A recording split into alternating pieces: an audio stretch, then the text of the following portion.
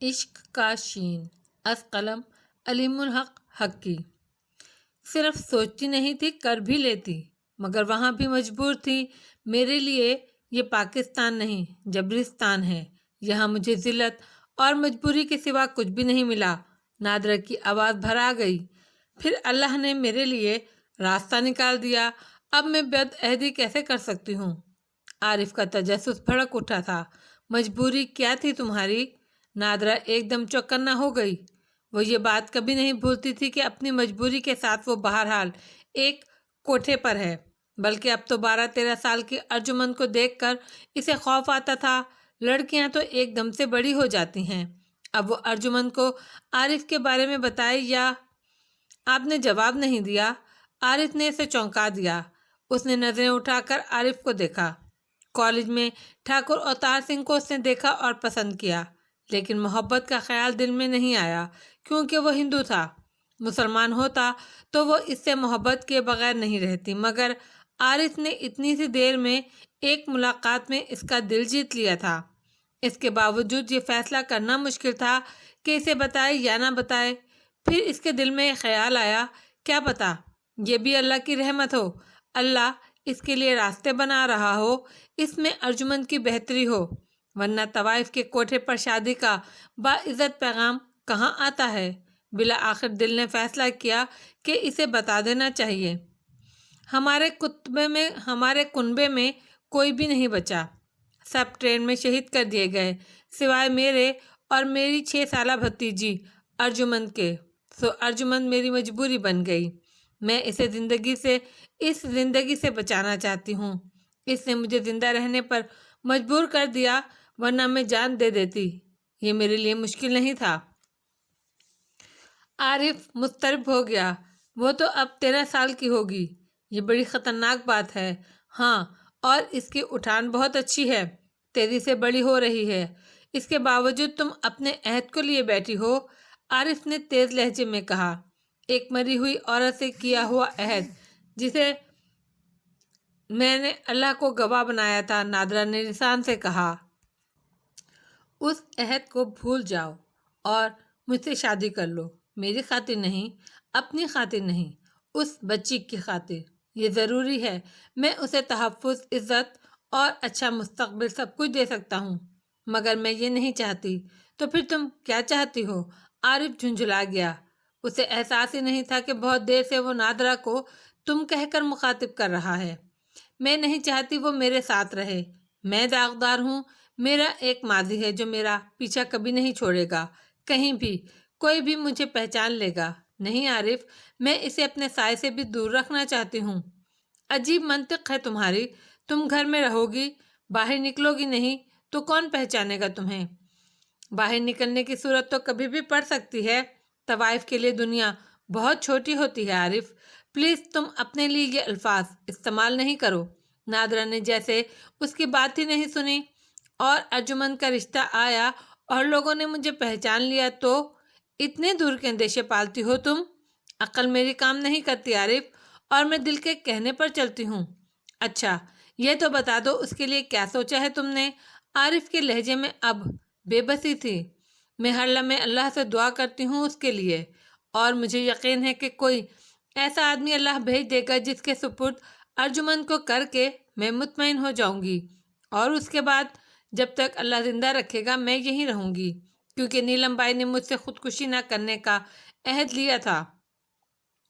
پھر وہی بات، جہنم سے نکلنے کا، ایک اچھی زندگی گزارنے کا یہ موقع بھی تمہیں اللہ نے دیا ہے، اسے منہ موڑنا بھی ناشکری ہے۔ میں پھر کہتا ہوں، کفارہ ادا کر کے تم اس عہد سے نکل سکتی ہو۔ میرا دل اس بات کو قبول نہیں کرتا۔ تو پھر تمہاری بہتری کے لیے میں تمہارے ساتھ زبردستی کرنے پر مجبور ہو جاؤں گا۔ اتنا بااثر ہوں میں؟ نادرہ نے اسے غور سے دیکھا اور اس کے چہرے پر نظریں جماتے ہوئے بولی، اس صورت میں بھی آپ کو مجھ سے کوئی خوشی نہیں ملے گی، بلکہ آپ کو دوسری بیوی بھی پہلی بیوی جیسی ہی ملے گی۔ کوئی بات نہیں، میں یہ کام بے غرضی سے کروں گا، محبت کی خاطر کروں گا۔ محبت کبھی نہیں ہارتی۔ نادرہ اسے اب غور سے دیکھ رہی تھی۔ اس میں کوئی شک نہیں کہ وہ ایک سچا اور کڑا آدمی ہے۔ وہ چند لمحے سوچتی رہی، پھر بولی، آپ کل دوپہر کو آئیے گا، کھانا یہیں کھائیے گا۔ کھانا؟ گھبرائیے نہیں، ہم کو اللہ نے رزق حلال سے نوازا ہے۔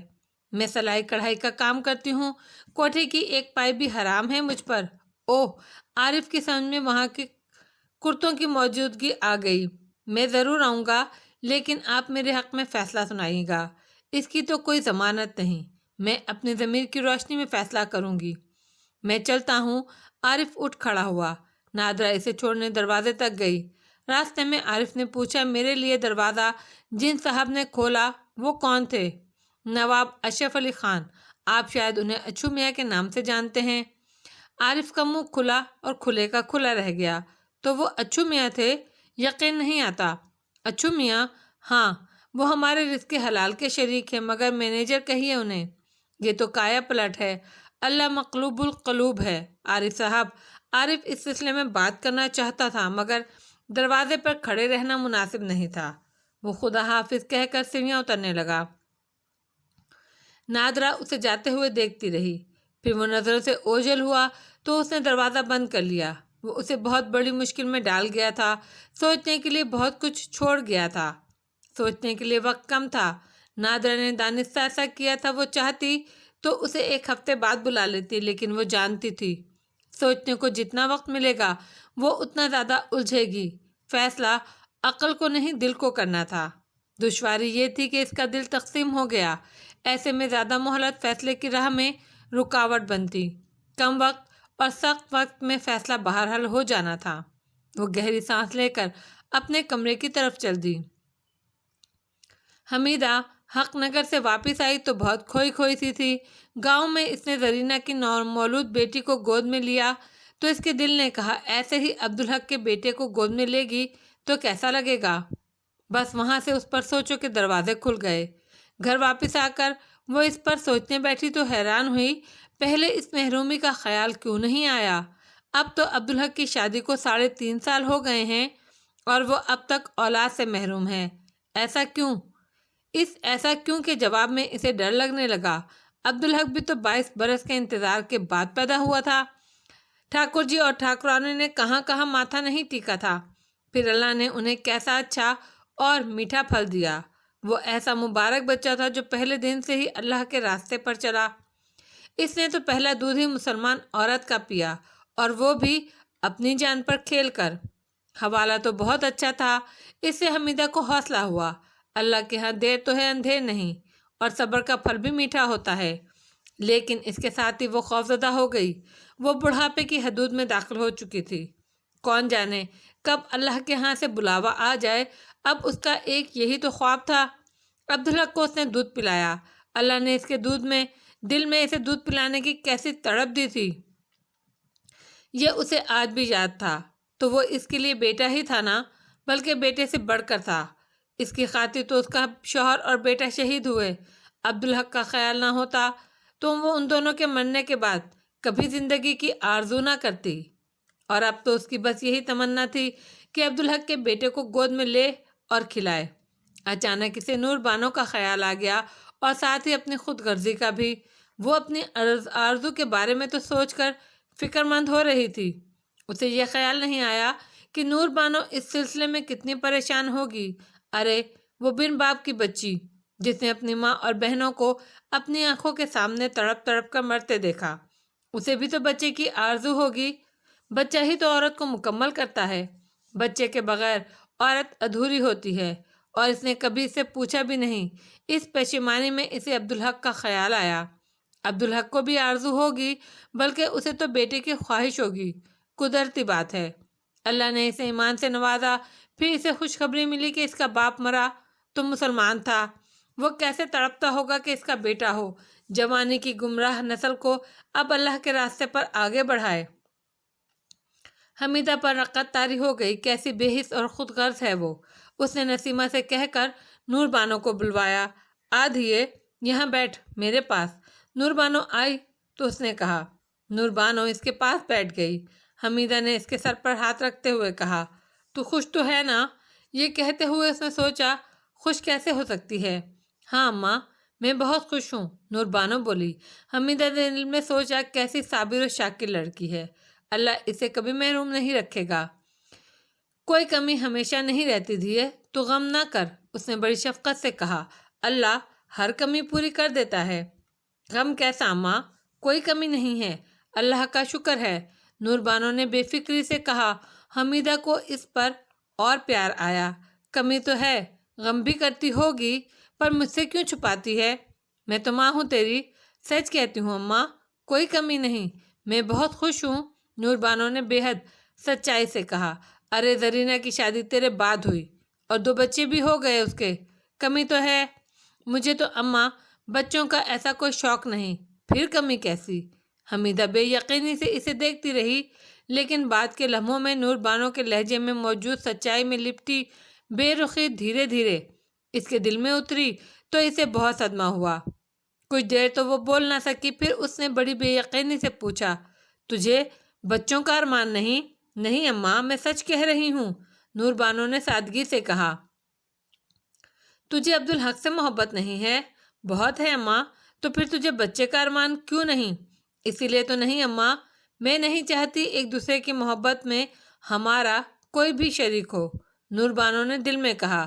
پھر بڑی معصومیت سے بولی، ان کی محبت سے اس ارمان کا کیا تعلق اماں؟ تعلق تو ہے، بچہ آتا ہے تو میاں بیوی کی محبت کو مضبوط کرتا ہے، بچے کے بغیر تو ان کی محبت کچے دھاگے جیسی ہوتی ہے، ہمارے ساتھ ایسا نہیں ہے اماں، نور بانو نے بے حد اعتماد سے کہا۔ نادان ہے تو، مرد کے لیے اولاد بہت اہم ہوتی ہے، خاص طور پر بیٹا، کیونکہ اس سے اس کی نسل چلتی ہے، اور عبدالحق کے لیے تو یہ اور بھی ضروری ہے۔ پہلی بار نور بانو کے دل میں خوف جاگا۔ کیوں اماں؟ پگلی ہے تو، اتنا بھی نہیں سمجھتی؟ حمیدہ نے پیار سے کہا۔ سوچ تو ذرا، وہ ہندوؤں میں پیدا ہوا، اللہ اسے اپنے راستے پر لایا اور اسے ایمان سے نوازا، اس کے لیے تو بیٹے کی اہمیت دوسروں سے 1000 گنا زیادہ ہوگی۔ وہ اس کی نسل میں پہلا بچہ ہوگا جو پیدا ہی مسلمان ہوگا، یہ تو اس کے لیے بہت ضروری ہے کہ وہ اس کی نسل کو آگے چلائے گا۔ اس بات پوری طرح نور بانو کی سمجھ میں آئی اور وہ واقعی خوف زدہ ہو گئی۔ بیٹے کی خاطر تو مرد دوسری شادی بھی کر لیتے ہیں، حمیدہ نے اس کا خوف اور بڑھا دیا، جبکہ عبدالحق کے لیے تو یہ عام لوگوں سے زیادہ ضروری ہے، تو اس سلسلے میں تو بھی کچھ نہیں کر سکتی، اللہ کی مرضی، نور بانو نے بے بسی سے کہا۔ تو بے پرواہ بن کر بیٹھی ہے، دعا تو کیا کر۔ بس اس کے لیے بھی دعا کرنی پڑے گی اب؟ حمیدہ دونوں ہاتھوں سے اپنے رخسار پیٹنے لگی۔ توبہ کر نور بانو، توبہ، کیا ہو گیا ہے تجھے؟ میرا مطلب تھا ماں کہ یہ تو قدرتی عمل ہے، اولاد تو اللہ سبھی کو دیتا ہے، کچھ کو نہیں بھی دیتا، اور دعا کو تو کیا سمجھتی ہے؟ اس کا تو بندہ حق ادا ہی نہیں کر سکتا، ورنہ سوچ کے کھانے کے وقت جو نوالا میرے ہاتھ میں ہے میں تو اسے اپنا ہی سمجھوں گی نا، کہ ابھی منہ میں لے جاؤں گی اور کھا لوں گی، پر اس کے لیے بھی دعا کرنی چاہیے رب سے، وہ چاہے تو وہ نوالا میرا، نہ چاہے تو وہ میرے منہ میں جا ہی نہیں سکتا۔ وہ بات ایسی تھی کہ نور بانو سناٹے میں آ گئی۔ ہم لوگ سمجھتے ہیں جو چیز ہمارے پاس نہیں، ہمارے بس میں نہیں، صرف اسی کے لیے دعا کرنی چاہیے، نہ دھیے، نہ، دعا تو شکر ہے، رب کی قدرت کو تسلیم کرنا ہے کہ جو اس نے دیا ہے وہ جب چاہے واپس لے لے، اسی لیے جو تمہارے پاس ہے اس پر بھی شکر ادا کرو، دعا کرو کہ وہ تمہیں وہ چیز نصیب بھی کرے، تو دعا کیا کرو کہ گڑ گڑا کر، دعا نہ کرنا بھی نعمت سے منہ موڑنا ہے، رب کو برا لگ جائے تو بندہ محروم رہ جاتا ہے، ورنہ تو اس کی رحمت بہت بڑی ہے، وہ ناشکروں کو بھی دیتا ہے اور انکار کرنے والوں کو بھی۔ اب نور بانو اندر ہی اندر رو رہی تھی، حمیدہ جو کچھ کہہ رہی تھی اس پر صادق آ رہا تھا، حالانکہ حمیدہ کو کچھ بھی معلوم نہیں تھا، اب وہ اسے کیسے بتاتی کہ وہ تو رمضان کی طاق راتوں میں اولاد نہ ہونے کی دعا مانگتی رہی ہے، اب اس کی دعا اگر اللہ کے ہاں قبول ہو چکی ہے تو تب تو اب کچھ بھی نہیں ہو سکتا، تم بھی دعا کیا کرو نا ماں، اس نے آہستہ سے کہا۔ میں تو کرتی ہوں اور اب اور بھی فکر کروں گی، یہ تیری دعا کی بات اور ہوگی، میں بہت دعا کروں گی ماں، نور بانو نے بڑے خلوص سے کہا۔ نور بانو حمیدہ کی باتوں سے ڈر تو گئی، لیکن اپنے اور عبدالحق کے تعلق پر اسے بڑا بھروسہ تھا، عبدالحق تو آج بھی اس کا ویسا ہی اسیر تھا. اسے یقین تھا کہ وہ تو اس کے سوا کسی کا تصور بھی نہیں کر سکتا. پھر بھی اس نے سوچ لیا وہ اسے جانچے گی ضرور. دل میں تو اس کے باہر خلش اور ڈر پیدا ہو گیا تھا. نادرا اس رات سونے کے لیے لیٹی تو اسے یقین تھا کہ وہ سو نہیں سکے گی. ذہن بری طرح الجھا ہوا تھا. دن بھر کام کے دوران میں بھی اس پر سوچتی رہی کہ اس الجھن کا کیا حل ہوگا. پھوپھو اب تو آپ شادی کر لیں گی نا؟ ارجمن نے اسے چونکا دیا. شادی؟ کس سے؟ ان سے جو آج آئے تھے. ارے پگلی، وہ اس لیے تو نہیں آئے تھے. پھوپھو جھوٹ بولنا بری بات ہے. نادرا کو جھٹکا لگا. یہ تم کیا کہہ رہی ہو؟ میں نے خود سنا تھا پھوپھو. انہوں نے آپ سے شادی کے لیے کہا تھا. اچھا، جبکہ میں نے تمہیں باہر آنے کو منع کیا تھا. نادرا نے الٹا اسے پکڑ لیا. یہ کتنی بری بات کی تم نے. سچ پھوپھو، بس میں انہیں ایک نظر دیکھنے کے لیے آئی تھی اور دروازے کی اوٹ سے انہیں دیکھا تھا. اسی وقت انہوں نے آپ سے شادی کی بات کی. میں پھر اسی وقت واپس چلی گئی تھی. نادرا کو یہ فکر تھی کہ کہیں ارجمن نے پوری گفتگو تو نہیں سنی. اس گفتگو میں ایسے موضوعات شامل تھے جن کے بارے میں ارجمن کو کچھ معلوم ہی نہیں ہونا چاہیے تھا. یہ سن کر اسے کچھ اطمینان ہوا کہ ارجمن وہاں بس ایک لمحے رکی تھی، مگر پوری طرح تسلی بہرحال نہیں ہوئی. تم جانتی ہو ارجمن، جھوٹ بولنا بری بات ہے. اس نے تنبیہی لہجے میں کہا. جی پھوپھو، میں کبھی جھوٹ نہیں بولتی. ارجمن نے کہا. یہ کہنا اسے اچھا نہیں لگا کہ جھوٹ تو آپ کا پکڑا گیا ہے. تم واقعی بس اتنی دیر کے لیے آئی تھیں؟ سچ کہنا. نادرا کا لہجہ اب بھی سخت تھا. ارجمن نے اس کے سر کو ہاتھ لگاتے ہوئے کہا. آپ کے سر کی قسم پھوپھو، میں جھوٹ نہیں بولتی. نادرا نے اس کا ہاتھ چوم لیا. اسے بڑی شدت سے اس پر پیار آیا تھا. اسے احساس تھا کہ وہ اس کے جھوٹ کا حوالہ دے کر اسے شرمندہ کرنے سے دانستہ گریز کر رہی ہے. ٹھیک ہے بیٹا، لیکن کسی بات کو منع کریں تو مان جانا چاہیے. اب ایسا نہیں ہوگا اچھی پھوپھو. مگر یہ بتائیں، آپ ان سے شادی کر رہی ہیں نا؟ نہیں گڑیا، یہ ممکن نہیں ہمارے لیے. کیوں ممکن نہیں؟ پہلی بار تو کوئی اچھا آدمی آیا ہے آپ سے شادی کرنے. نادرا نے دل ہی دل میں سوچا. بچی کو تو خود بھی نہیں معلوم کہ اس نے کیسی خطرناک حد تک سچی بات کہی ہے. یہ تو ٹھیک ہے گڑیا، لیکن کچھ مجبوریاں ہیں جو میں تمہیں نہیں بتا سکتی. ارجمن اس سے لپٹ گئی. اچھی پھوپھو، آپ میری خاطر ان سے شادی کر لیں. نادرا نے حیرت سے اسے دیکھا. تمہیں اس سے کیا فائدہ ہوگا پھوپھو؟ پہلا تو یہی کہ آپ ان کے ساتھ خوش رہیں گی، اور یہ کہ میں بھی خوش رہوں گی، اور یہ کہ میں یہاں سے نکل سکوں گی. نادرا کے دل میں پہلی بار اس امکان نے جگہ بنائی. ارجمن نے اپنے یہاں سے نکلنے کا جس انداز میں کہا تھا وہ چونکا دینے والا تھا.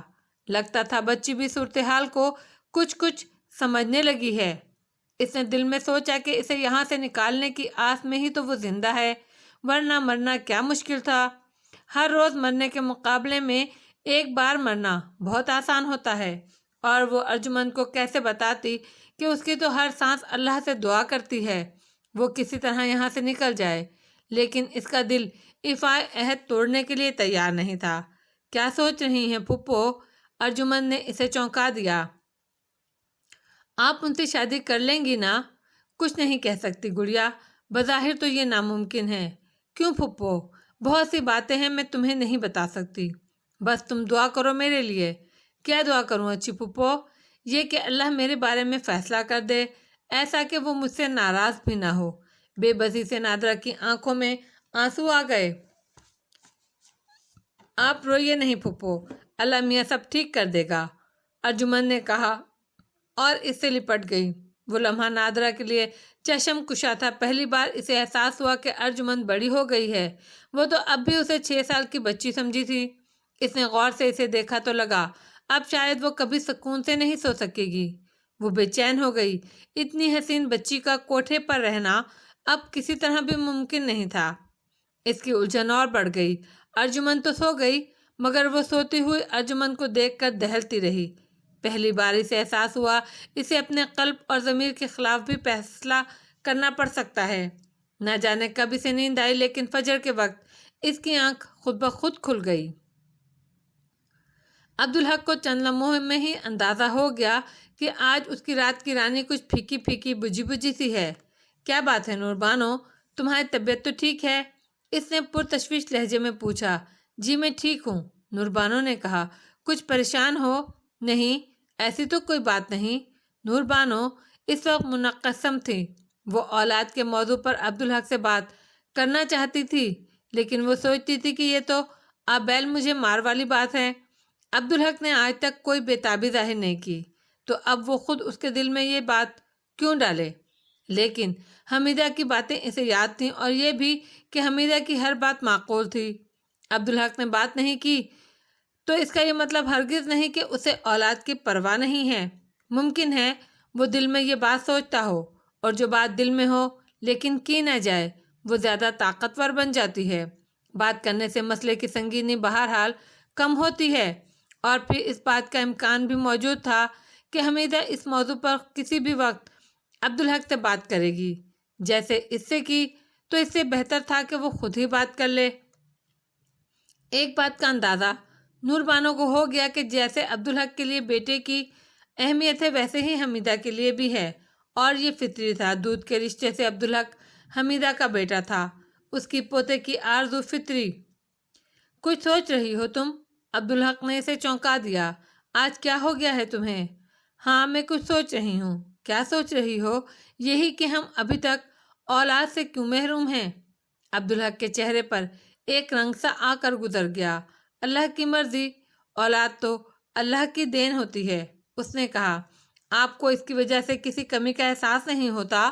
نور بانو نے بہت غور سے اس کے چہرے کو دیکھتے ہوئے پوچھا۔ کیوں نہیں ہوتا؟ بالکل ہوتا ہے، عبدالحق نے صاف گوئی سے کہا۔ آپ نے کبھی کچھ کہا نہیں اس سلسلے میں؟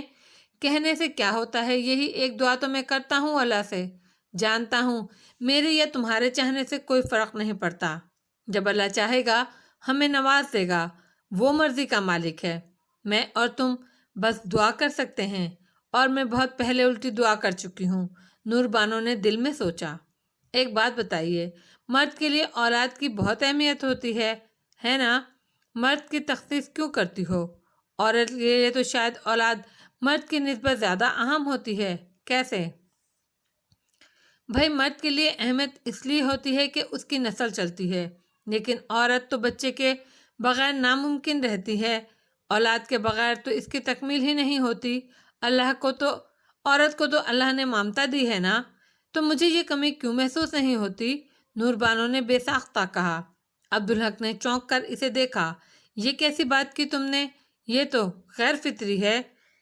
میرا یہ مطلب نہیں، نور بانو نے بات بگڑتی دیکھ کر جلدی سے کہا۔ کمی تو مجھے بھی محسوس ہوتی ہے، لیکن مجھ میں صبر ہے اس معاملے میں۔ صبر تو مجھ میں بھی ہے۔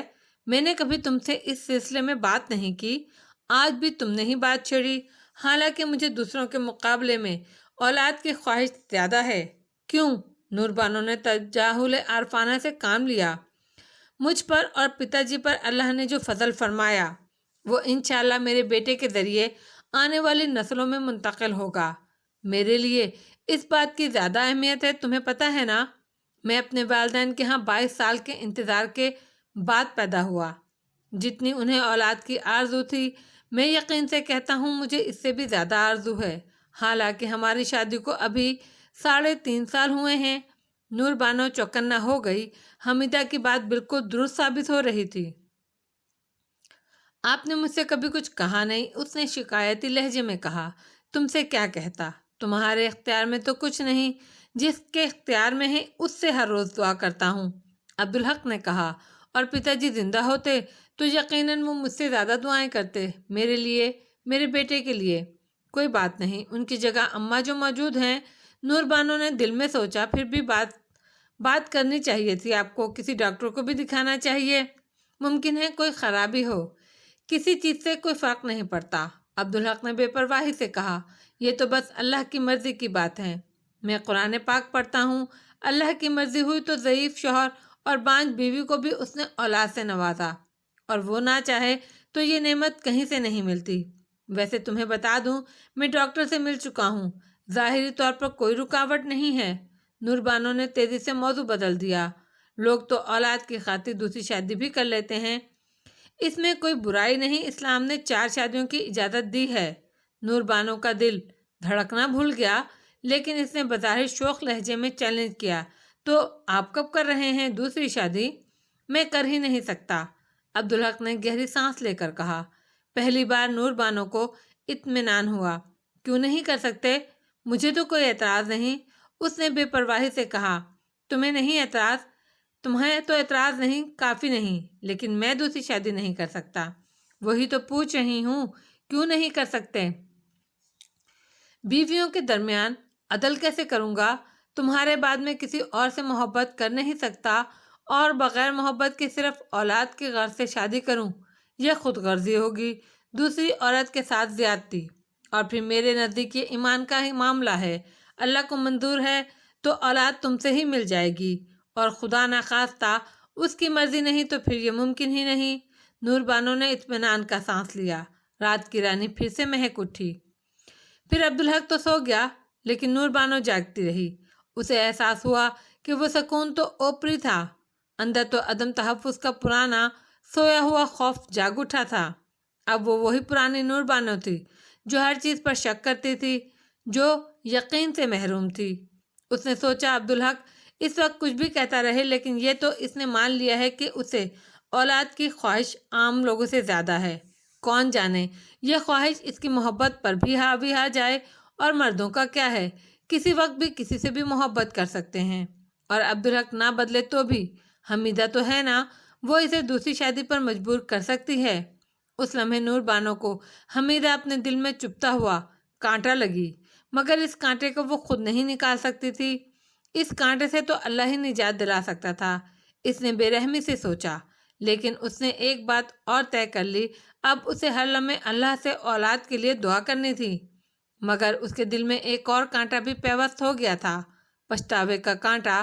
کاش اس نے رمضان کی ان طاق راتوں میں وہ منحوس دعا نہ کی ہوتی۔ اسے یقین تھا کہ اس کی وہ دعا جسے اب وہ بد دعا سمجھ رہی ہے، اللہ کی بارگاہ میں قبول ہو چکی ہے۔ فجر کی نماز کے بعد نادرہ دیر تک اللہ سے دعا مانگتی رہی۔ وہ اللہ کے حضور گر گڑا رہی تھی۔ اے اللہ، یہ مجھے کس آزمائش میں ڈال دیا آپ نے؟ اس کے اعتبار سے تو میں بہت چھوٹی ہوں، اور آپ سے تو کچھ بھی چھپا نہیں۔ میں نے آپ کو گواہ بنا کر نیلم بائی سے عہد کیا، اور اس کے بعد اپنے لیے کبھی دعا نہیں مانگی۔ میں تو بس ارجمند کے لیے ہی دعا کرتی رہی آپ سے، اپنے لیے تو میں صرف موت مانگتی ہوں آپ سے۔ مگر ارجمند کے یہاں سے نکلنے کی بعد اس کی آواز آنسوؤں سے رند گئی۔ اب جب میں نے عہد کر لیا تو آپ نے مجھے اس آزمائش میں ڈال دیا، اب آپ ہی میری رہنمائی کریں۔ میں بد عہدی نہیں کرنا چاہتی، میرا دل کفارے والی بات کو قبول نہیں کرتا، اب آپ ہی مجھے راستہ دکھائیے۔ وہ رونے لگی۔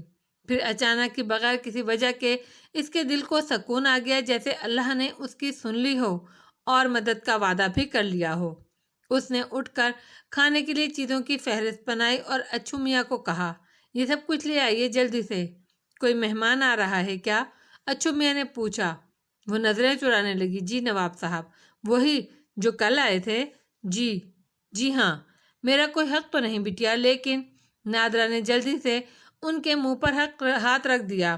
آپ کو سب کچھ جاننے کا حق ہے نواب صاحب، آپ یہ سودا لے کر آ جائیں تو پھر بات کریں گے۔ میں کھانے کی تیاری تو شروع کر دوں؟ اچھو میاں چلے گئے۔ واپس آئے تو نادرہ نے انہیں سب کچھ بتایا۔ اچھو میاں سے تو خوشی چھپائے نہیں چھپ رہی تھی۔ بہت بہت مبارک ہو بیٹا، وہ بولے۔ آپ مبارکباد دے رہے ہیں، جبکہ آپ جانتے ہیں میں نیلم بائی سے کوٹھا نہ چھوڑنے کا عہد کر چکی ہوں۔ نادرہ نے حیرت سے کہا، اس وقت تمہارے سامنے دوسرا کوئی راستہ نہیں تھا، وہ تمہاری مجبوری تھی۔ اچھو میاں بولے، اور دیکھو بٹیا، جہاں زندگی اس کوٹھے پہ گزری ہے، آدمی کی بڑی پہچان ہے ہمیں۔ وہ آدمی ہیرا ہے، ہیرا۔ لیکن نواب صاحب، میں نے اللہ کو گواہ بنا کر عہد کیا تھا بائی سے۔ میں نے کہا نا، وہ تمہاری مجبوری تھی۔ نہیں نواب صاحب، میں سمجھتی ہوں اللہ نے میرے لیے وہ راستہ نکالا تھا، اور میں نے سوچ سمجھ کر وہ عہد کیا تھا، اور اس کا مجھے فائدہ بھی ہوا۔ میں اسے مجبوری کیسے کہہ سکتی ہوں؟ لیکن بیٹا، یہ بہرحال کوٹھا ہے، تم یہ کیوں نہیں سوچتی کہ اللہ نے تمہیں یہاں سے نکلنے کا موقع دیا ہے؟ میرے نزدیک یہ آزمائش ہے میری کہ اس ترغیب کے سامنے میں اللہ کے سامنے کیے ہوئے عہد کا پاس رکھتی ہوں یا نہیں۔ اچھو میاں نے گہری سانس لے کر کہا، معاف کرنا بیٹا، میرا یہ نقطہ نظر مختلف ہے۔ میرے نزدیک اس پیشکش کو ٹھکرانا کفران نعمت ہے۔ اللہ نے تمہارے لیے کوٹھے سے نجات کی راہ نکالی ہے، تم کیسے منہ موڑ سکتی ہو؟ آپ جذباتی ہو کر سوچ رہے ہیں، نواب صاحب، نادرا نے کہا۔ یہ نہ بھولیں اس عہد ہی کی وجہ سے میں اس کوٹھے پر بھی عزت کے ساتھ جی رہی ہوں، اور کون سوچ سکتا ہے کہ اس کوٹھے پر ہی ہمیں اللہ کی مہربانی سے رزق حلال مل رہا ہے، جسے اللہ نے اس کا اہتمام کیا۔ آپ خود اس پر گواہ ہیں۔ اب میں خود غرض اور مطلبی بن کر اس عہد سے منہ موڑ لوں تو اس بات کی کیا ضمانت ہے کہ یہاں سے نکل کر میں اس عزت سے جی سکوں گی جسے اس کوٹھے پر جی رہی ہوں۔ اچھو میاں دم بخود رہ گئے، چند لمحے تو بول نہیں سکے، پھر انہوں نے کہا، بات تو تمہاری ٹھیک ہے بیٹا، اس طرح تو ہم نے سوچا نہیں۔ اب میں کیا کروں نواب صاحب؟ نادرا نے بے بسی سے کہا۔ اچھو میاں چند لمحے سوچتے رہے، پھر بولے، یہ تو بہت نازک معاملہ ہے، دونوں طرف اللہ کی ناراضگی کا خطرہ ہے، میری تو کچھ سمجھ میں نہیں آ رہا، مجھے بتائیے نا، میں کیا کروں؟ نادرا روحان سی ہو گئی۔ اللہ کی ناراضگی کا معاملہ ہے، اللہ ہی پر چھوڑ دو، مگر مجھے عارف صاحب کو جواب بھی دینا ہے آج۔ اللہ سے لو لگاؤ، وہی تمہیں درست راستہ دکھائے گا، وہی تمہیں درست جواب سمجھائے گا۔ مگر کیسے؟ انشاءاللہ تمہارے دل کو خود بخود جواب مل جائے گا۔ اور نادرا کا دل سچ مچ مطمئن ہو گیا، وہ کھانا بنانے میں مصروف ہو گئی۔ عارف پوری رات نہیں سو سکا، عجیب ملی جلی سی ہی جانی کیفیت تھی، خوشی بھی تھی مگر ڈر بھی کہ نادرا انکار نہ کر دے۔ اس بات کا اسے یقین ہو گیا کہ برسوں سے اسے جس کی تلاش تھی وہ نادرا ہی ہے۔ اسے یاد تھا اس نے وہاں بہت عمدہ سلے ہوئے بے حد نفیس کڑھائی والے کرتے دیکھے تھے، وہ اسے بہت اچھے لگے تھے، لیکن وہ اس کی اہمیت نہیں سمجھ سکا۔ پھر جب نادرا نے اسے کھانے پر مدعو کیا تو وہ اپنا اقرا چھپا نہیں سکا۔ تو نادرا نے کیسے کہا تھا کہ ہمیں اللہ نے رزق حلال سے نوازا ہے، طوائف کے کوٹھے پر رزق حلال، اس نے حیرت سے سوچا تھا۔ اور اسی وقت نادرا نے کہا کہ اچھو میاں اس کے رزق حلال کے کاروبار کے مینیجر ہیں۔ ایک لمحے میں بات اس کی سمجھ میں آ گئی، وہ سناٹے میں آ گیا تھا اور پھر اللہ کی قدرت کا قائل ہو گیا۔ واقعی وہ جہاں چاہے جیسے چاہے جتنا چاہے نواز دے، اور یہ نادرا کیسی غیر معمولی عورت ہے کہ طوائف کے کوٹھے کی مالک ہے۔ دولت کی کمی تو نہیں ہو سکتی، مگر وہ کپڑوں کی سلائی کڑھائی کر کے رزق حلال کما رہی ہے، یہ تو اللہ کی رحمت ہے اس پر، اور وہ بڑے بڑے معززین سے بڑھ کر معزز ہے۔ وہ واقعی غیر معمولی عورت تھی، کوٹھے پر بیٹھی ایفائے عہد کی فکر کر رہی تھی۔ اس کے لمس پر جو اس کا رد عمل تھا وہ گواہی دے رہا تھا کہ وہ بھی اسے کم از کم پسند ضرور کرنے لگی ہے۔ اس کا مطلب تھا اسے اس کی محبت پر یقین ہے، وہ اسے اچھا آدمی سمجھتی ہے، اور وہ جو کوٹھے پر بیٹھ کر بھی رزق حلال کی جستجو کرتی ہے، کوٹھے سے نجات تو اس کا خواب ہوگا۔ وہ اسے کوٹھے سے نجات دلا کر عزت کی زندگی دینے کی بات کر رہا تھا، یعنی اسے اپنے ناممکن خواب کی تعبیر مل رہی تھی، مگر وہ اپنا عہد توڑنا نہیں چاہتی تھی۔ وہ اس عہد کی خاطر گھر آئی محبت اور عزت کو ٹھکرا رہی تھی جو ایک مطلبی طوائف نے اللہ کو گواہ بنا کر اس سے لیا تھا۔ ایسی سچی اور کھری عورت کے لیے تو دنیا بھی چھوڑی جا سکتی ہے۔ عارف نے سوچا، اس کے دل میں نادرا کی محبت اور گہری اور زیادہ ہو گئی، کاش وہ اسے مل جائے، مگر یہ پورا معاملہ ہی عجیب تھا، کہانی کی سی لگتی تھی۔ 4 سال پہلے نرگس کی شہرت سن کر وہ نیلم بائی کے کوٹھے پر گیا تھا، وہاں سچ مچ اس کے زخم ہرے ہو گئے تھے۔ وہ عورت نہیں تھی، پتھر جیسی برف سے تراشا ہوا خوبصورت مجسمہ تھی۔ وہ اسے کہیں اور ملی ہوتی تو وہ اسے اپنی بیوی سے بھی برا سمجھتا، لیکن کوٹھے پر بیٹھی طوائف ایسی ہو تو اس سے بڑھ کر عزت کے لائق کون ہو سکتا ہے؟ خوبصورتی کی تو اس کے نزدیک کوئی خاص اہمیت نہیں تھی، لیکن عزت کے حوالے سے وہ اسے ہمیشہ یاد رہی۔ یاد رکھنا اپنی جگہ، لیکن محبت کا تو وہاں کوئی سوال نہیں تھا۔ پھر اس رات وہ سمن سے ملا، نرگس بائی کا نام اسے یاد نہیں تھا، مگر نیلم بائی کے کوٹھے کے حوالے سے وہ اسے یاد آ گئی۔ پوچھنے پر اس کی نام نہاد بیماری اور پیشے سے کنارہ کشی کا پتہ چلا۔ وہ سمجھ گیا کہ وہ اپنی زندہ عزت نفس کی خاطر برف کی سل بن جانے والی عورت نے اپنے لیے راستہ نکال لیا ہے۔ بس اسی لمحے اسے احساس ہوا کہ اسے نرگس سے محبت ہو گئی ہے، اور ملاقات نے اس کی محبت کو اور پختہ کر دیا۔ کردار کے کتنے قابل رشک پہلو اس ملاقات میں اسے نظر آئے۔ کوئی اور عورت ہوتی تو اس کے لیے یہی بہت ہوتا، اسے مردوں کے جبر سے نجات مل گئی ہے اور وہ عزت کی زندگی گزار رہی ہے، اسے تو عیش کی زندگی گزارنا چاہیے تھی۔ لیکن نہیں، نادرہ کے لیے یہ کافی نہیں تھا۔ اس نے اپنے لیے رزق حلال کی جدوجہد کی اور اس پر اس کی ایفائے عہد کی فکر، اور وہ بھی اس حد تک کہ اسے زندان سے رہائی، باعزت رہائی بھی قبول نہیں۔ ایسی عورت سے تم بس محبت کی جا سکتی ہے، وہ مل جاتی تو زندگی سنور جاتی، لیکن عارف کو اندازہ ہو گیا تھا کہ اسے قائل کرنا اتنا آسان نہیں ہے۔ اس لیے اس نے اپنے مزاج کے خلاف دھمکی بھی دے ڈالی، جس پر وہ اب شرمندہ تھا۔ بس طمانیت اس بات کی تھی کہ نادرہ نے اس دھمکی میں چھپے خلوص کو بھی پہچان لیا، ورنہ اس کے انداز میں تقدر ضرور محسوس ہو جاتا۔ عارف کو اس پر حیرت تھی کہ اتنے بڑے فیصلے کے لیے نادرہ نے صرف ایک دن کی مہلت کیوں مانگی۔ اس پر سوچتے ہوئے اسے احساس ہونے لگا کہ جیسے اس کے اور نادرہ کے درمیان کوئی رابطہ ہے، جیسے وہ اور دور رہ کر بھی نادرہ کو سمجھ سکتا ہے، کیونکہ بات اس کی سمجھ میں آ گئی تھی، اور بات ایک زاویے سے اس کے لیے خوش آئند تھی، دوسرے زاویے سے تشویش میں مبتلا کرنے والی۔ خوش آئند پہلو یہ تھا کہ اس سے اندازہ ہو جاتا تھا کہ نادرہ اس کے بارے میں سنجیدگی سے سوچ رہی ہے، اس کے دل میں اس کے لیے گنجائش بنی ہے یا نہیں۔ وہ اس معاملے پر خود سے بحث کرے گی تو اسے اس کے حق میں بہت زیادہ دلیلوں کا سامنا کرنا پڑے گا، ورنہ تو وہ ایفائے عہد پر جس طرح قائم ہے، اس پر تو اسے اسی وقت فیصلہ سنا دینا چاہیے تھا، لیکن اس نے ایسا نہیں کیا، شاید اس لیے کہ دل اس فیصلے کی راہ میں مزاحم تھا، مگر دوسرا پہلو تشویش میں مبتلا کرنے والا تھا۔ اتنے بڑے فیصلے کے لیے اتنی سی مہلت، وجہ وہ اس کی بھی سمجھ گیا تھا، اسی لیے تشویش میں مبتلا ہو گیا۔ نادرہ کو اپنے دل کی طرف سے اپنے فیصلے پر شدید مزاحمت کی توقع تھی۔ اس نے سمجھ لیا تھا کہ وہ اس پر جتنا سوچے گی اتنا ہی زیادہ الجھے گی، اور کسی نتیجے پر پہنچنا وقت گزارنے کے ساتھ ساتھ دشوار ہوتا جائے گا۔ اسی لیے اس نے خود کو کم مہلت کا پابند کر لیا۔ اس میں تشویشناک پہلو اس امکان کی وجہ سے تھا کہ نادرہ نے خود پر اپنا پہلا فیصلہ مسلط کرنے کا ارادہ کر لیا ہے، لیکن مزید غور کرنے پر اس کی تشویش کم ہو گئی۔ اگر ایسا ہوتا تو وہ اسی وقت فیصلہ سنا دیتی، اسے اگلے روز کیوں بلاتی؟ بالآخر وہ اصل بات سمجھ گیا۔ نادرہ خوف خدا رکھنے والی تھی، اسے اپنے عہد کی فکر بھی تھی، لیکن کوٹھے کے اس جہنم سے نجات کی وہ ترغیب بھی اس کے لیے بہت بڑی تھی۔ اس نے اس فیصلے کے معاملے میں اللہ سے رجوع کرنے کا فیصلہ کیا ہوگا، اور اللہ سے رجوع کرنے کے لیے لمحے بھی بہت ہوتے ہیں۔ ویسے نادرہ کی بات میں وزن تھا، وہ جو خود کو اپنی بھتیجی سے علیحدہ رکھنا چاہتی تھی تو اس کا خوف بیجا نہیں تھا، چاہے اس کا سبب جبر ہو، مگر بہرحال اس کا ایک ماضی تھا، کہیں بھی کوئی تماش بین اسے اس کے ماضی کی حیثیت میں پہچان سکتا تھا۔ لیکن عارف جانتا تھا کہ بدلے ہوئے اس منظر نامے میں یہ مسئلہ حل ہو سکتا ہے۔ کراچی تیزی سے بڑھتا ہوا شہر تھا، ہندوستان سے ہجرت کر کے آنے والوں کی اکثریت نے وہاں کا رخ کیا تھا۔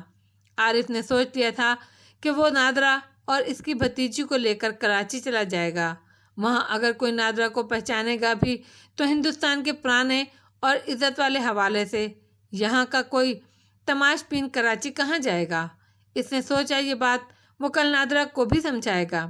جاگتے سوچتے اسے صبح ہو گئی۔ رات بھر جاگنے والوں کے ساتھ ہمیشہ یہی ہوتا ہے کہ صبح کے وقت بالآخر وہ سو جاتے ہیں۔ عارف کے ساتھ بھی یہی ہوا۔ آنکھ کھلی تو دن چڑھ چکا تھا۔ وہ ہڑبڑا کر اٹھا اور جانے کی تیاریوں میں لگ گیا۔ وہ اسی کمرے میں بیٹھے تھے جہاں پچھلی بار ملے تھے۔ نادرہ بہت نروس تھی، اس کی وجہ تو یہ تھی کہ اسے عارف کو جواب دینا تھا۔ فی الحال اس کے پاس کوئی جواب نہیں تھا۔ نواب صاحب نے کہا تھا کہ اللہ تمہیں خود راستہ سمجھا دے گا، سو اب وہ دل میں اللہ سے مدد کی دعا کرنے اور اس کی طرف سے جواب کا انتظار کرنے کے سوا کچھ نہیں کر سکتی تھی۔ نروس ہونے کی دوسری وجہ اس کی سمجھ میں اس وقت آئی جب اس نے سامنے بیٹھے عارف کو نظر اٹھا کر دیکھا اور فوراً ہی نظریں جھکانے پر مجبور ہو گئی۔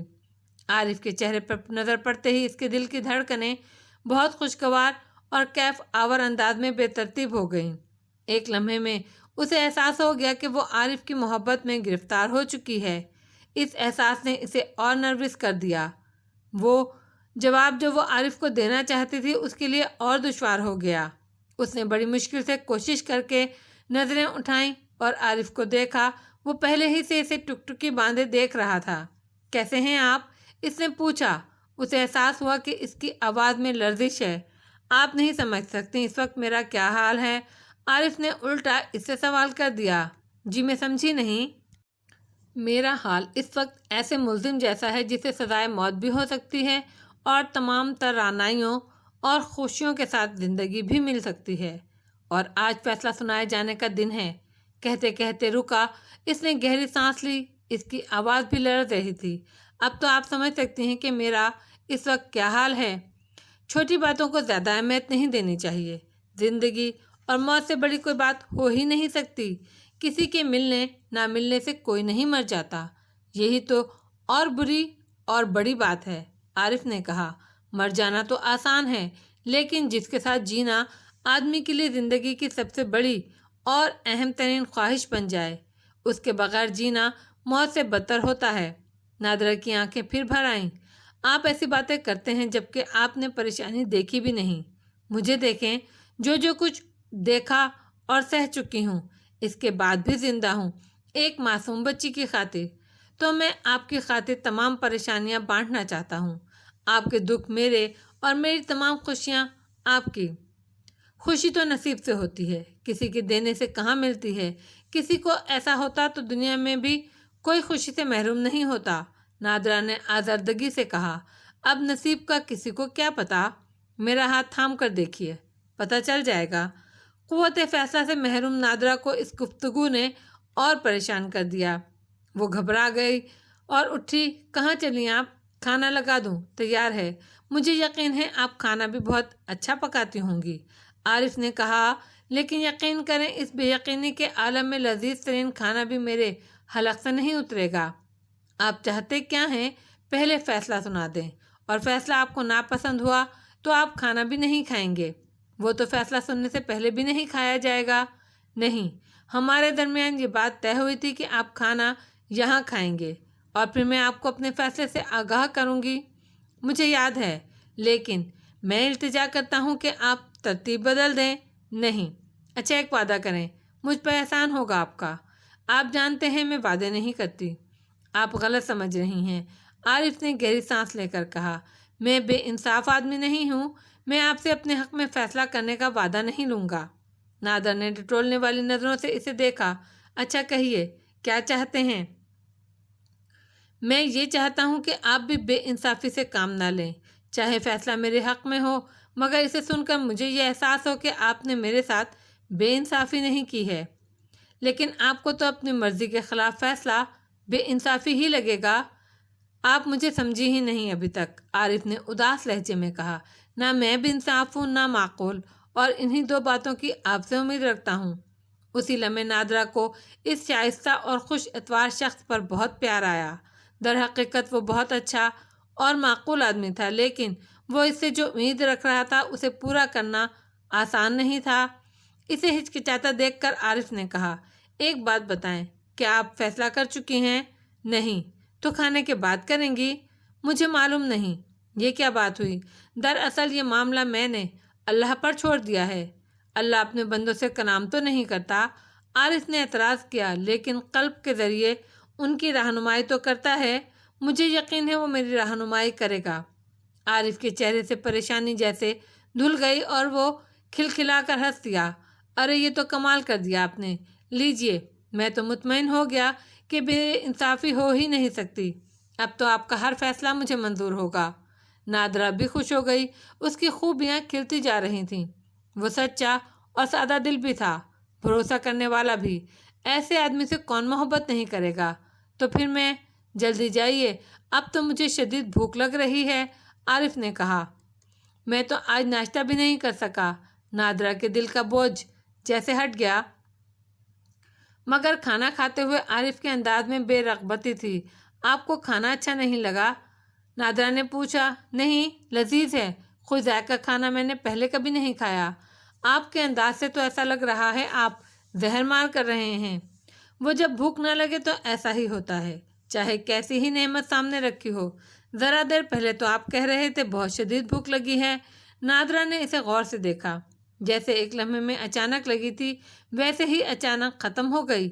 عارف نے سادگی سے کہا۔ نادرا کو اس پر بڑی شدت سے پیار آیا۔ وہ اس سے وجہ نہیں پوچھ سکتی تھی کیونکہ وجہ اسے معلوم تھی۔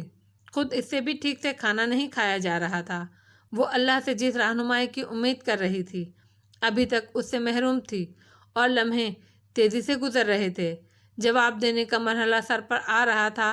وہ اسے روکنے کے لیے دھیرے دھیرے بے دلی کے ساتھ نوالے ٹونگ رہی تھی۔ بالآخر وہ دونوں ہی ہاتھ روکنے پر مجبور ہو گئے۔ نادرا اٹھنے لگی تو عارف نے کہا، بس نادرا، مجھے اور آزمائش میں نہ ڈالیں۔ نادرا نے سر اٹھا کر اسے دیکھا۔ میں آپ کا مطلب نہیں سمجھی۔ اب آپ برتن سمیٹیں گی، پھر چائے لائیں گی، سکون سے چائے پی جائے گی، مگر میرے اعصاب اب یہ بوجھ نہیں اٹھا سکیں گے۔ یقین کیجیے اب کچھ ہو جائے گا مجھے تو پھر۔ نادرا کے لہجے میں تشویش تھی۔ یہ سب کچھ یہیں رہنے دیجیے، آپ پہلے مجھے جواب دے دیجیے۔ نادرا نے ہمدردانہ نظروں سے اسے دیکھا۔ وہ واقعی بہت اعصاب زدہ دکھائی دے رہا تھا، مگر وہ بھی مجبور تھی۔ اللہ کی طرف سے جواب تو اب بھی دل پر نہیں اترا تھا۔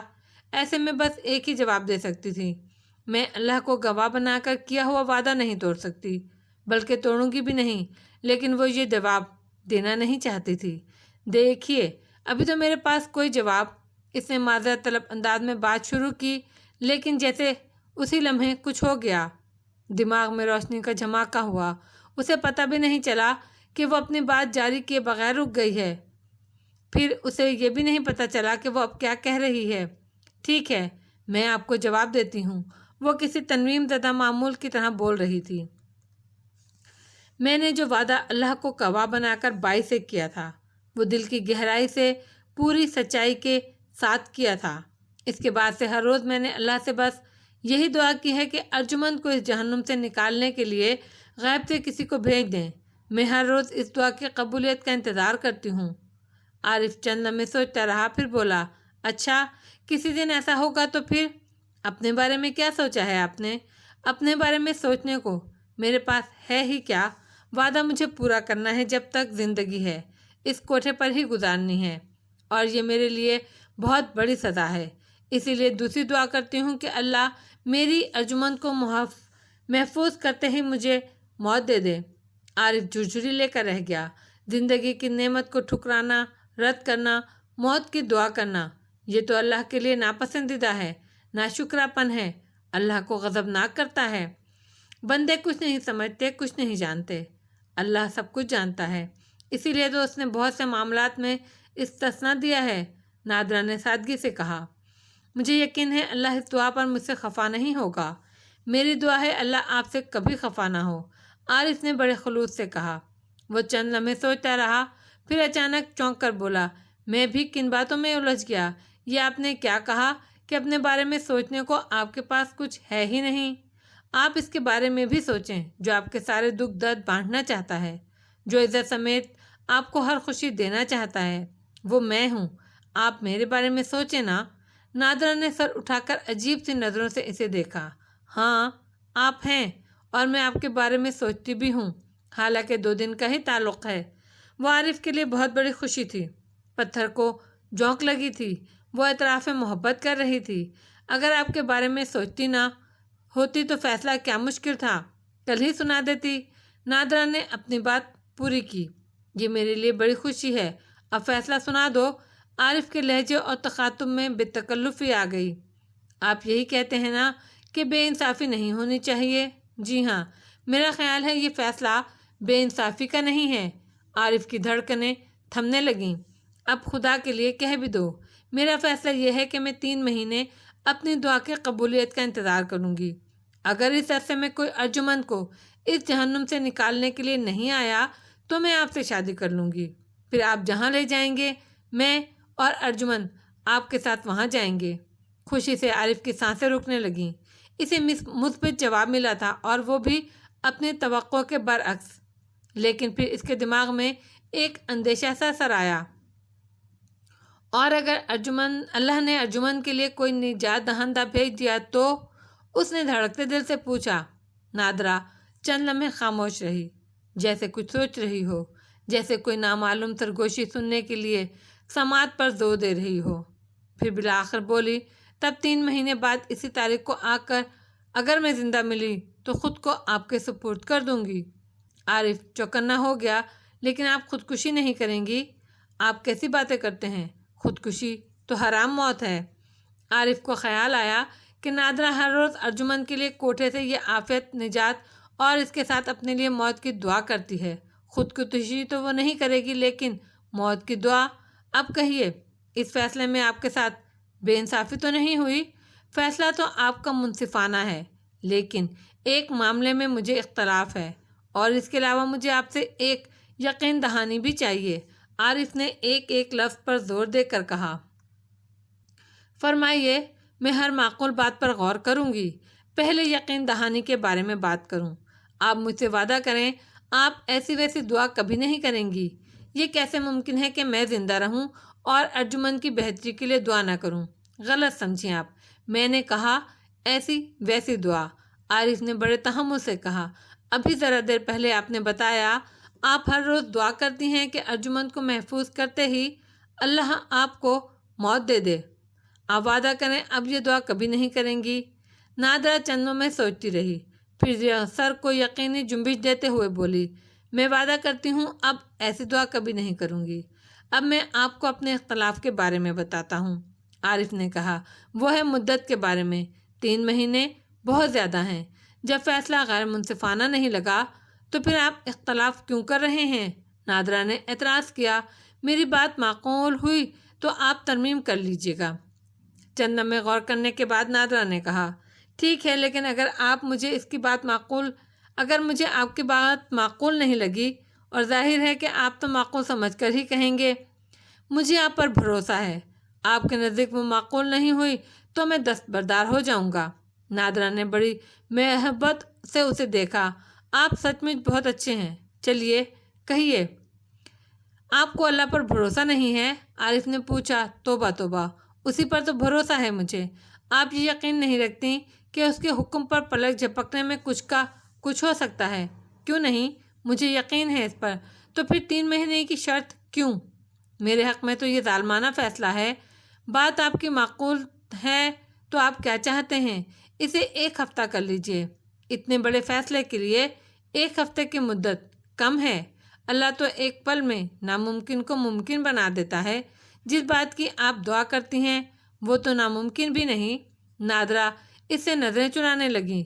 در حقیقت اس نے ایسی بات کہی تھی کہ وہ اس وقت خود سے بھی نظریں چرا رہی تھی۔ ارے آدمی خاک بھروسہ کرتا ہے اللہ پر، اس نے دل میں سوچا۔ اب کچھ کہیے بھی۔ عارف کی آواز نے اسے چونکا دیا۔ ٹھیک ہے، اسے 1 ماہ کر لیتے ہیں، چلیں منظور ہے۔ دونوں نے ایک دوسرے کو دیکھا اور مسکرا دیے۔ پھر نادرا اٹھنے لگی تو عارف نے اسے ٹوک دیا، کہاں جا رہی ہیں؟ برتن سمیٹ لوں؟ کمال کرتی ہیں، یہاں بھوک سے برا حال ہے اور آپ کھانا اٹھا رہی ہیں۔ نادرا نے حیرت سے اسے دیکھا، آپ تو کھا چکے تھے، خوف کی وجہ سے بھوک اڑ گئی تھی، اب خوف دور ہونے کے بعد ایسی بھوک لگی ہے کہ بس۔ ایک بات بتائیں، آپ کو بھوک نہیں لگ رہی؟ نادرا نے غور کیا اور ہنس دی، سچی بھوک تو مجھے بھی لگ رہی ہے۔ تو آ جائیں، ٹھنڈا ہو گیا ہے، گرم کر لاؤں؟ اس کی ضرورت نہیں، اتنا انتظار نہیں ہوگا، ویسے بھی کھانا آپ نے بہت لذیذ بنایا ہے۔ نادرا بھی بیٹھ گئی۔ اس بار دونوں نے بڑی رغبت سے کھانا کھایا۔ اب وہ اس طرح گھل مل کر بے تکلفی سے باتیں کر رہے تھے کہ کوئی انہیں دیکھتا تو یہی سمجھتا کہ وہ برسوں سے ایک دوسرے کو جانتے ہیں۔ ارجمن کو تو معلوم تھا کہ ایسا نہیں ہے، پھر بھی اسے ایسا ہی لگ رہا تھا، اور وہ بہت خوش تھی۔ سامنے بیٹھ کر قریب سے دیکھنے پر عارف اسے اور زیادہ اچھا لگا تھا۔ وہ دونوں کو باتیں کرتا دیکھ رہی تھی اور خوش ہو رہی تھی۔ اسے احساس ہو رہا تھا کہ وہ دونوں ایک دوسرے کے ساتھ اور زیادہ اچھے لگ رہے ہیں، جیسے وہ ایک دوسرے کے لیے بنے ہوں۔ پھوپھو نے اسے کھانا دیا تھا اور کہا تھا کھانے کے بعد باورچی خانے میں برتن رکھ دینا۔ وہ جانتی تھی کہ کون آیا ہوا ہے، اسی لیے اس نے پھوپھو سے اپنے ساتھ کھانے کو کہا بھی نہیں، اور اس کے علاوہ تم کمرے سے باہر نہیں آؤ گی۔ پھپھو نے کہا تھا چھپ کر دیکھنے کی کوئی ضرورت نہیں، یہ بری بات ہوتی ہے۔ وہ اداس ہو گئی، اسے ٹھیک سے کھایا بھی نہیں گیا۔ وہ یہی سوچتی اور کرتی رہی کہ پھپھو انہیں کوئی اچھا جواب نہیں دیں گی، یہ تو انہوں نے اسے پہلے ہی بتا دیا تھا۔ کئی بار اس کا جی چاہا وہ جائے اور جا کر دیکھے، لیکن اس نے خود کو روک لیا۔ پھپھو کا حکم وہ کبھی نہیں ٹالتی تھی، مرد کے خلاف بات بھی مان لیتی تھی۔ ابھی کچھ دن پہلے پھپھو نے اسے چادر جتنا بڑا دوپٹہ دیا تھا اور اوڑھنے کا طریقہ بھی بتایا تھا۔ انہوں نے کہا تھا اب وہ بغیر دوپٹے کے کبھی کمرے سے نہ نکلے، چاہے سب لوگ سو رہے ہوں، اور کمرے میں بھی صرف پھپھو کی موجودگی میں ہی وہ بغیر دوپٹے کے رہ سکتی تھی۔ اسے دوسری عورتوں کے سامنے بھی اسی طرح دوپٹہ اوڑھنا تھا، یہ پھپھو کا حکم تھا۔ اسے وہ دوپٹہ بہت بھاری، بہت بڑا بوجھ لگتا تھا۔ اسے لگتا تھا جیسے اس کی آزادی سلب کر لی گئی ہے اور اسے اس دوپٹے میں قید کر دیا گیا ہے۔ وہ دوپٹہ اسے ایک تنگ کوٹھی لگتا تھا، لیکن پھپھو کا حکم وہ ٹال نہیں سکتی تھی، اور پھپھو نے کہا تھا وہ جو کچھ بھی کہیں اس کی بہتری کے لیے ہے۔ ارجمن کو پھپھو کی ہر بات پر یقین تھا، پھپھو کبھی جھوٹ نہیں بولتی تھی۔ وہ کمرے میں اکیلی اداس بیٹھی یہی سب کچھ سوچ رہی تھی۔ اکیلی ہونے کے باوجود اس نے بڑے سلیقے سے دوپٹہ اوڑھ لیا، شاید خود کو یہ یاد دلانے کے لیے کہ پھپھو کا حکم چاہے اس کی مرضی کے خلاف ہو، اسے ہر حال میں ماننا ہے۔ وہ اندر ہی اندر جھنجھلا رہی تھی۔ اسی وقت پھپھو کمرے میں آ گئیں۔ کھانا کھا لیا تم نے؟ ان کی آواز اور لہجے میں تازگی اور ایک انوکھی خوشی تھی جس نے ارجمن کو سر اٹھا کر حیرت سے انہیں دیکھنے پر مجبور کر دیا۔ یہ آواز اور یہ لہجہ تو اس نے دہلی میں اپنے گھر کے بعد آج سے پہلے کبھی نہیں سنا تھا۔ اس نے دیکھا اور دیکھتی رہ گئی۔ پھپھو کے چہرے پر ایسی روشنی تھی کہ وہ جگمگا رہا تھا۔ میں نے کچھ پوچھا ہے تم سے؟ کیا پھپھو؟ اس نے معصومیت سے پوچھا۔ کھانا کھا لیا تم نے؟ جی پھپھو کھا لیا۔ تو چلو میرے ساتھ۔ کہاں پھپھو؟ میں تمہیں عارف سے ملواؤں گی۔ ارجمن کو اپنے کانوں پر یقین نہیں آیا۔ سچ پھپھو؟ ہاں بھائی، کیا میں تم سے مذاق کر رہی ہوں؟ وہ خوشی سے ہڑبڑا کر اٹھی تو دوپٹہ اس کے سر سے ڈھلک گیا۔ ٹھیک سے دوپٹہ لو سر پر، پھپھو نے تنبیہی لہجے میں کہا، اور اب وہ بیٹھی انہیں دیکھ رہی تھی، ان کی باتیں سن رہی تھی۔ پھپھو جس طرح باتیں کر رہی تھی، ان سے نہیں لگتا تھا کہ انہوں نے شادی سے انکار کیا ہوگا، اور یہ اس کے لیے بڑی خوشی کی بات تھی۔ آپ کی پھپھو نے مجھے بتایا آپ ڈرائنگ بہت اچھی کرتی ہیں۔ عارف اس کی طرف اچانک مڑا۔ جی؟ وہ یوں ہی۔ ارجمن گڑبڑا گئی۔ مجھے لا کر تو دکھائیں ذرا۔ ارے چھوڑے نا آپ بھی۔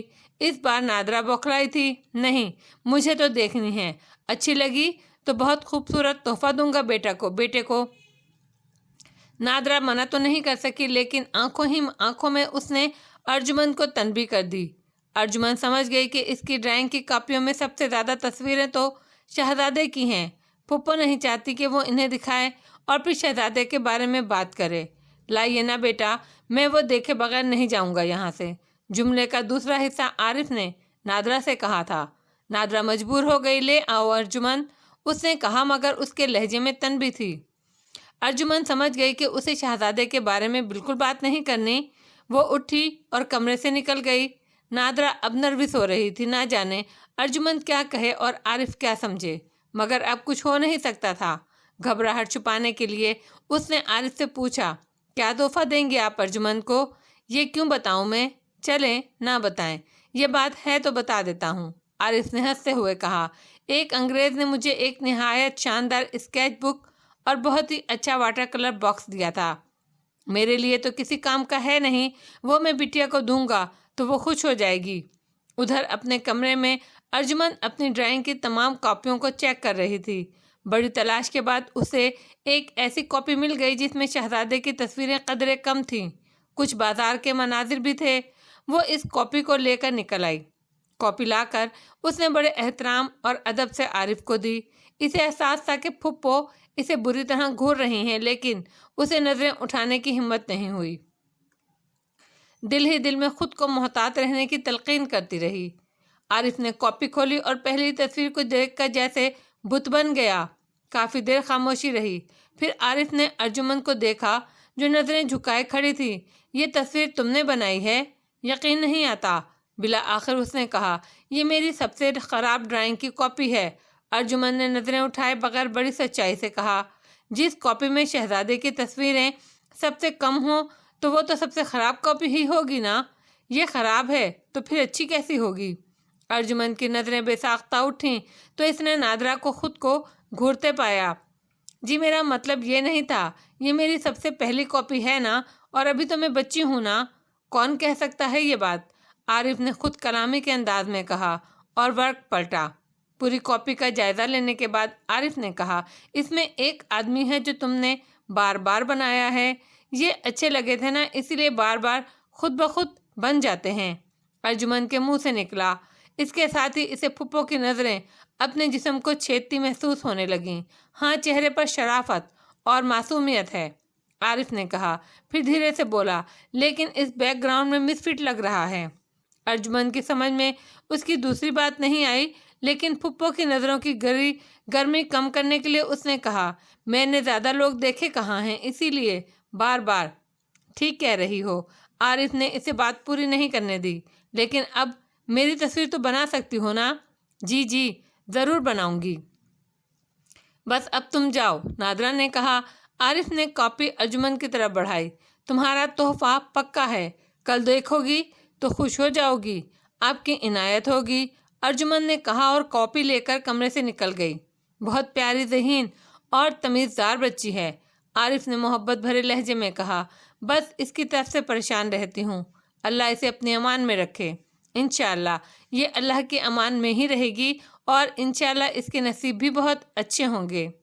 بس تو اب یہ طے ہو گیا کہ آپ اگلے ماہ کی 17 تاریخ کو یہاں آئیں گے، دیکھیں اللہ کیا فیصلہ کرتا ہے۔ نادرا نے کہا، تو کیا میں درمیان میں یہاں نہیں آ سکتا؟ عارف کے لہجے میں حیرت تھی۔ جی نہیں، 17 تاریخ سے پہلے آپ یہاں ہرگز نہیں آئیں گے، یہ تو زیادتی ہے، اس معاملے میں اختلاف مجھے گوارا نہیں۔ نادرا کا لہجہ سخت ہو گیا، مگر ایک بات اور ہے۔ عارف جیسے سہم گیا، فرمائیے۔ نادرا کے لہجے میں اب بھی سختی تھی۔ ایک کرتا ایک جوڑا میرے لیے بھی سی دیں۔ نادرا کے چہرے پر ایک دم نرمی چھا گئی، پھر وہ بولی تو اس کا لہجہ بھی ریشم سا تھا، ایک نہیں انشاءاللہ 17 تاریخ کو 2 جوڑے ملیں گے آپ کو۔ عارف کھلسا گیا، ٹھیک ہے، میں کل کپڑا لیتا آؤں گا۔ کل؟ میں نے کہا آپ اب 17 تاریخ کو ہی یہاں آئیں گے۔ دیکھیے کل تو آنا ہی ہوگا مجھے، ارجمن بٹیا کا تحفہ جو لانا ہے، اور مجھے اس سے اپنی تصویر بھی بنوانی ہے، اس سے تو آپ مجھے نہیں روک سکتی۔ چلیے ٹھیک ہے، نادرا نے چند لمحے سوچنے کے بعد کہا، لیکن کپڑا لانے کی ضرورت نہیں، تو پھر وہ میں منگوا لوں گی اپنی مرضی سے، یہ آپ کے لیے تحفہ ہوگا میری طرف سے۔ یہ کہتے کہتے نادرا کے لہجے میں شرمیلا پن آ گیا۔ برسوں کے بعد اس نے خود کو ایک الہڑ اور نوخیز لڑکی کی طرح محسوس کیا۔ زہے نصیب، عارف مسکرایا، تو ناپ تو لے لیجئے۔ نادرا نے ایک لمحے کو نظریں اٹھا کر اسے دیکھا اور فوراً ہی نظریں جھکاتے ہوئے بولی، اس کی ضرورت نہیں، انشاءاللہ آپ کو کسی طرح کی شکایت نہیں ہوگی، چھوٹا بڑا ہوا تو ٹھیک بھی آپ ہی سے کراؤں گا، انشاءاللہ ایسا ہوگا ہی نہیں، نادرا نے بڑی یقین سے کہا، پھر کچھ خیال آنے پر بولی، اور ہاں کل صبح ہی آئیے گا، میں تو جانا ہی نہیں چاہتا۔ عارف نے کہا، پھر شوق لہجے میں بولا، کھانا بچانا چاہتی ہیں؟ ایسی کوئی بات نہیں، تو پھر صبح 7 بجے آ جاؤں؟ بس سر و چشم، ہم تو فجر کے وقت اٹھنے والے ہیں۔ دونوں بات سے بات نکال رہے تھے، دونوں ہی رفاقت کے ان لمحوں کو طول دینا چاہ رہے تھے، لیکن جدائی تو طے تھی۔ عارف کو گھٹن محسوس ہونے لگی تو وہ خود ہی اٹھ کھڑا ہوا، اب میں چلتا ہوں نادرا۔ ارجمن کی خوشی کی کوئی حد نہیں تھی، وہ سحر زدہ سی اس اسکیچ بک اور کلر بکس کو دیکھے جا رہی تھی۔ دونوں چیزیں بہت خوبصورت تھیں۔ اسکیچ بک کے بارے میں تو وہ خواب میں بھی نہیں سوچ سکتی تھی کہ ایسی کوئی چیز ہو سکتی ہے، ڈرائنگ کی کاپی سے آگے تو اسے کچھ معلوم ہی نہیں تھا۔ عارف اسے بہت غور سے دیکھ رہا تھا۔ کیا ہوا گڑیا، اچھا نہیں لگا یہ تحفہ آپ کو؟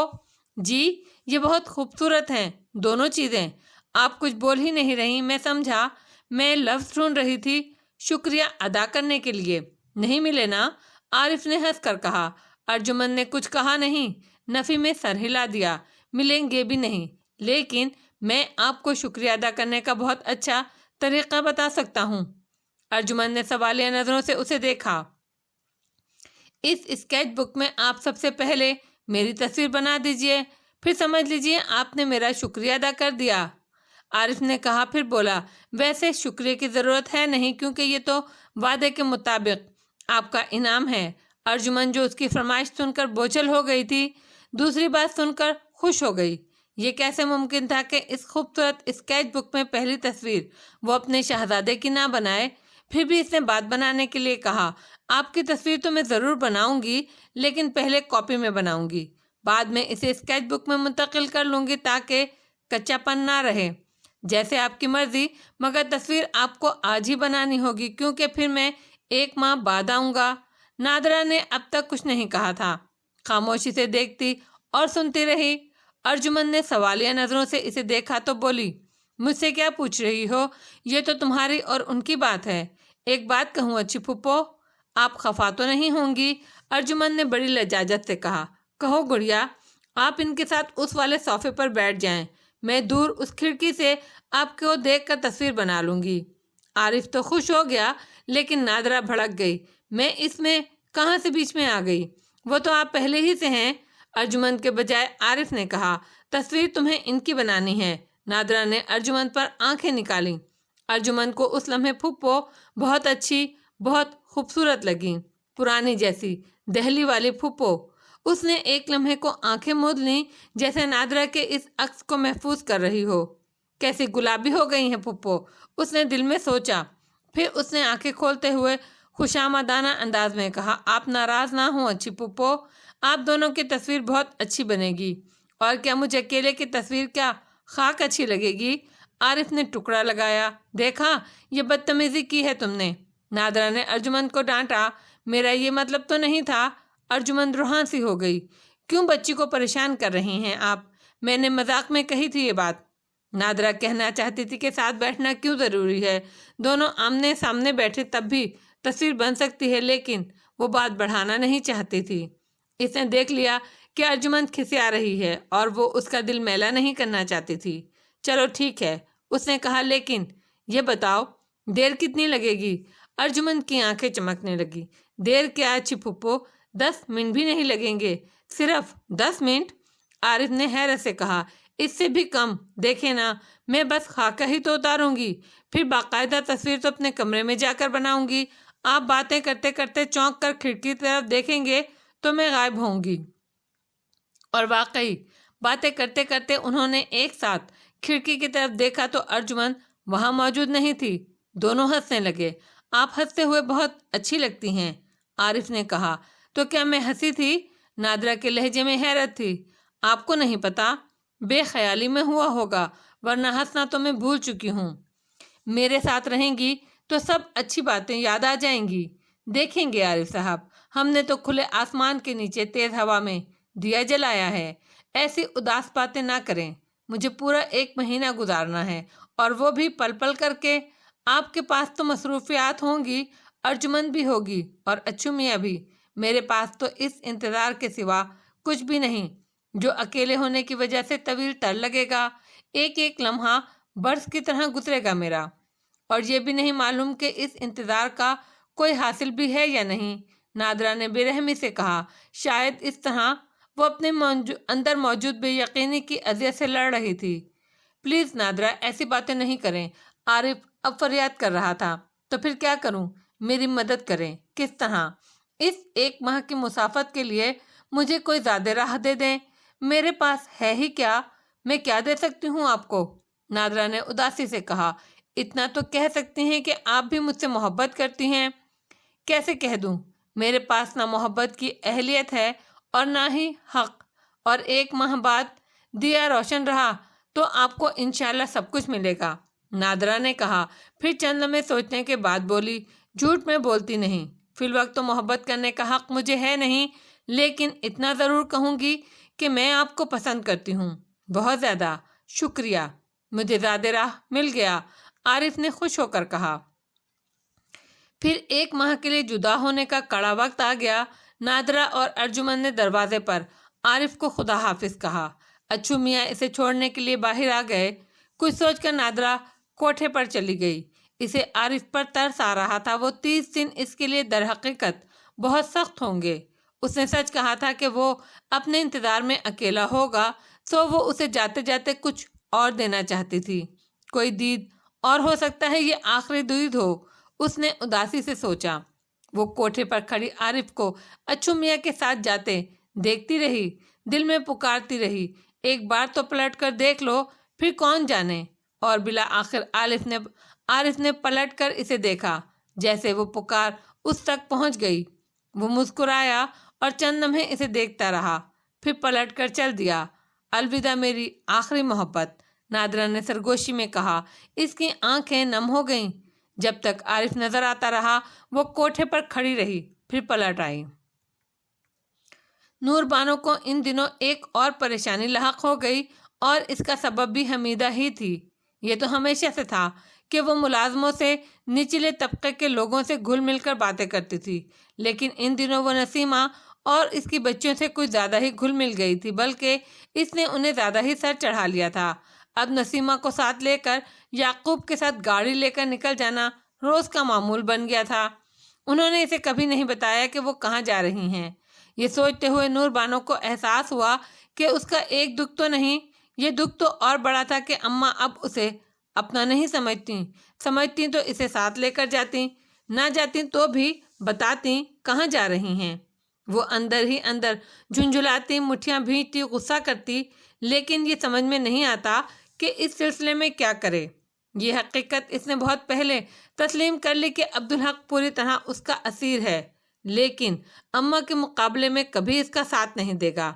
यानी इसे हमीदा से तसादुम से हर हाल में बचना है। ये बात वैसे ही उसके लिए सुहाने रूती कि हमीदा इसकी मुकम्मल इक़्तिदार की राह में रुकावट है, और अब बुढ़िया की ये मनमानियाँ, उसके अंदर नफरत उमड़ने लगी। ना जाने कितना अरसा और जिएगी ये। हमीदा अपने मसले में इस बुरी तरह उलझी हुई थी कि उसे नूर बानो के गुस्से का पता नहीं चला, वरना नूर बानो तो अपने अंदर का हाल छुपाने पर कादिर नहीं थी, ख़ास तौर पर गुस्सा और नफरत। इसके चेहरे पर फौरन गुस्से और नफरत की तहरीर उभर आती। हमीदा तो वैसे भी नूर बानो को अच्छी तरह जानती थी, ये तो सामने की बात थी।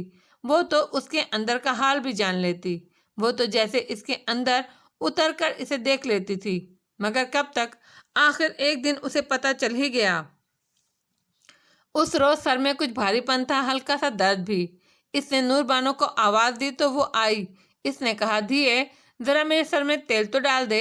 नूर बानो खामोशी से तेल की शीशी लेने चली गई, लेकिन यह गैर मामूली बात थी कि ना उसने बुलाए जाने पर इससे पूछा कि क्या बात है अम्मा, और ना ही तेल लगाने की फरमाइश पर कुछ कहा। नूर बानो आई तो हमीदा ने इसके चेहरे को गौर से देखा। जो कुछ नज़र आया इसे देखने के लिए एक निगाह ही काफ़ी थी। फिर सर पर तेल मलते हुए भी उसकी बेदिली का साफ पता चल रहा था। चंद लम्हे यूं ही गुजर गए। फिर हमीदा ने कहा, तुम मुझसे नाराज़ है धिये? मैं क्यों नाराज़ होने लगी? मेरा ऐसा क्या हक है आप पर? हमीदा ने जान लिया कि आतिशफिशां फटने को तैयार है। तो बेटी है मेरी, मैंने कभी बहू नहीं समझा तुझे। मुझसे अच्छी तो नौकरानियां हैं जिनमें घुसी रहती हैं आप। नूर बानो ने तुनक कर कहा, मुझे तो कई कई दिन पूछती तक नहीं। तू बेटी है, मुझे पूछना, मेरा ख्याल रखना तेरा काम है, ना कि मेरा। अब मैंने आवाज़ देकर बुलाया और सर में तेल लगाने को कहा तो तुम मुझे ये पूछना था मुझसे, और तुम मुझसे शिकायत कर रही है। हमीदा ने मोहब्बत से कहा, यह बात आपकी ठीक है। नूर बानो का लहजा नरम पड़ गया। तो आप तो नौकरानियों को बेटी पर फौकियत देती हैं। तौबा तौबा, बेटी तो बेटी होती है। हमीदा ने कहा। फिर बोली, एक बात बता, तू अपनी माँ से भी ऐसे ही नाराज़ होती थी? नूर बानो के तेल लगाते हुए हाथ रुक गए। वो जैसे अपने दहली के घर में पहुंच गई। आपके नज़दीक मैं तो जैसे आपकी बेटी ही नहीं। वो इसी अम्मी से तलखे से कह रही थी, मैं तो नौकरानी हूँ इस घर की। ये कर लो, वो कर लो, ये कर दिया तुमने, फोहड़ बेढंगी। ए है, ऐसा कब कहा मैंने? अम्मी के लहजे में हैरत और फरियाद थी, मगर जब वो बोलती थी तो ऐसे में सुनाई कुछ नहीं देता था। अंदर का मलगूबा पूरी तरह निकाले बगैर रुकती ही नहीं थी इसकी चलती ज़बान। اور محبت کے لیے یہ دونوں ہیں، حسین و جمیل مہربان آپ کی۔ مجھے تو آپ نے شاید کسی سے لے کر پال پوس لیا ہے۔ ہمدردی میں توبہ توبہ، اے اللہ تو جانتا ہے میں کسی کے لیے سب سے زیادہ دعا کرتی ہوں۔ امی نے آسمان کی طرف رخ کر کے جیسے گواہی مانگی۔ لیکن محبت تو نہیں کرتی نا، پتہ نہیں تو محبت کیسے سمجھتی ہے، اور کیسی محبت چاہتی ہے جو صرف میرے لیے ہو، جس میں کوئی شریک نہ ہو۔ ایسی محبت میرے اختیار میں ہوتی تو اپنے اللہ سے نہ کرتی، تجھ جیسی چڑیل اور جڑ ککڑی سے کرتی جو اپنی بہنوں تک سے جلتی ہے۔ امی نے غضبناک ہو کر کہا۔ ہاتھ کو رکے ہوئے دیر ہو گئی اور نور بانو کا چہرہ حمیدہ کو نظر نہیں آ رہا تھا۔ تو کہاں کھو گئی دھیے؟ اس نے پوچھا۔ اپنے گھر چلی گئی تھی اماں، نور بانو نے بہت آہستہ سے نرم لہجے میں کہا۔ تو نے جواب نہیں دیا میری بات کا۔ وہ سچ ہی تو ڈھونڈ رہی تھی اماں، تو پھر ملا؟ ہاں اماں، مجھے بھی بتا۔ میں امی سے اس سے بھی زیادہ ناراض ہوتی تھی۔ تو پھر اور ناراض ہوا کر مجھ سے، حمیدہ نے شفقت سے کہا۔ مجھے اپنی امی سے کم نہ سمجھا کر۔ کچھ دیر کے لیے حمیدہ کی محبت نے نور بانو کے دل کے اس غبار کو دھو ڈالا۔